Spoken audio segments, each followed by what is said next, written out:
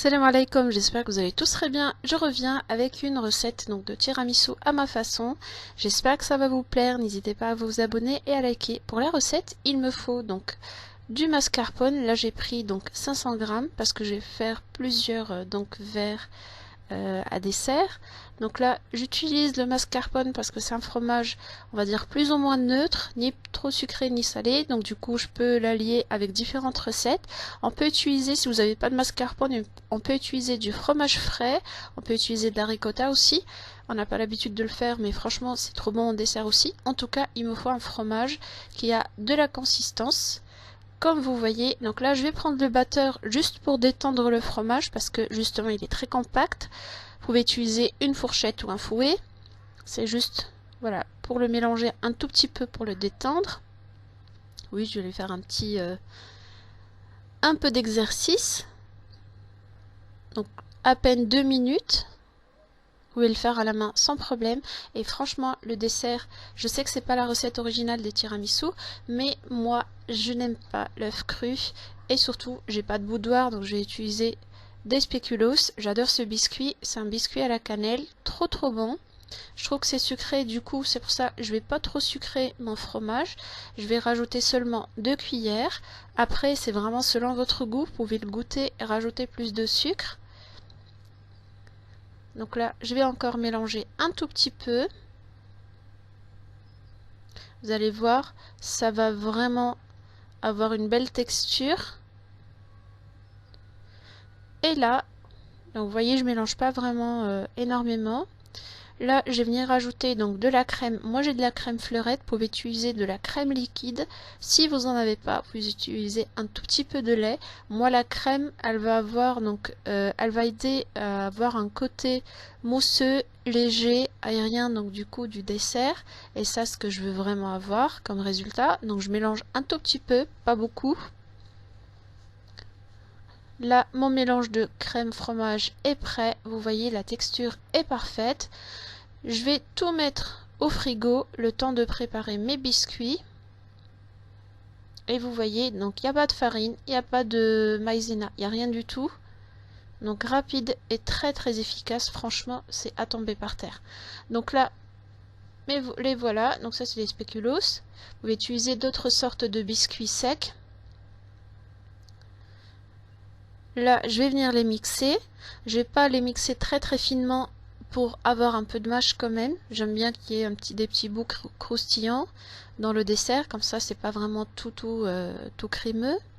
Donc je mélange un tout petit peu. Là, j'ai commencé avec 200 grammes et je vais venir rajouter après. Je préfère donc faire doucement et rajouter si besoin que d'en mettre énormément. Et après, il faut que je trouve un autre dessert à faire avec le reste du biscuit. Là, je vais prendre mes verrines.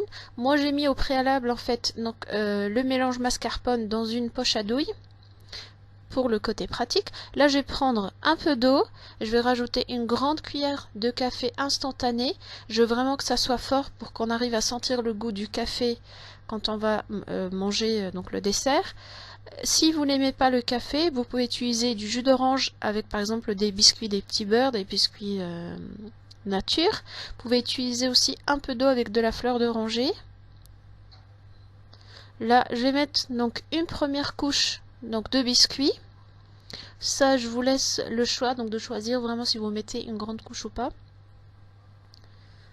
Donc là, je vais en mettre, comme vous voyez, j'ai 8 verres. J'aurais pu prendre un peu plus de mélange de fromage.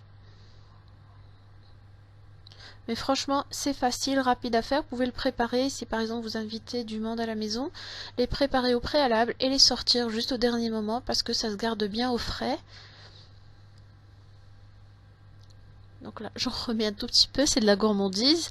Et là, je vais venir mettre un peu de café. Moi, j'en mets pas beaucoup parce que de toute façon, ça va s'humidifier avec le fromage. Et je veux pas, comme je vous ai dit, que ça soit complètement de la pâtée. Donc j'en mets un tout petit peu, histoire d'avoir le goût. J'en ai pas mis partout parce que pour mes enfants, j'ai pas voulu mettre du café. Et là, comme je vous ai dit, moi j'ai mis le fromage dans une poche à douille. Là, j'ai rajouté du biscuit. Et là, je vais venir mettre une première couche. Et oui, malheureusement, en ce moment, on entend beaucoup les ambulances. Donc là, je vais mettre donc ma première couche de fromage. Et si vous n'avez pas de poche à douille, c'est vraiment pas un problème. Vous pouvez en mettre en fait juste avec une petite cuillère, faire attention que ça se mélange pas directement avec donc le biscuit. Là, je les ai étalés à la cuillère, donc je vais venir mettre ma deuxième couche de biscuit. Et après, une autre couche de fromage. Comme je vous ai dit, pour les quantités biscuits fromage, je vous laisse vraiment le choix parce que ça dépend de chacun. Il y en a qui aiment donc les spéculoos, il y en a d'autres qui n'aiment pas vraiment. Du coup, vous pouvez mettre moins de biscuits. Là, j'ai rajouté le café et je vais venir donc finir avec donc ma couche de fromage. J'en mets un peu la même quantité un peu partout et après je rajoute. Comme ça, j'ai pas des verres trop remplis et d'autres qui ne le sont pas. Comme vous voyez, c'est une crème très agréable à travailler, mais qui est quand même qui a de la consistance. Donc là, j'ai décidé donc de décorer avec un peu de pistache. Vous pouvez décorer juste avec du chocolat en poudre ou avec un peu de spéculoos ou sans rien du tout. Mais franchement, c'était super bon. J'espère que vous allez l'essayer. Et n'oubliez pas de me laisser vos commentaires et vos likes. Merci beaucoup.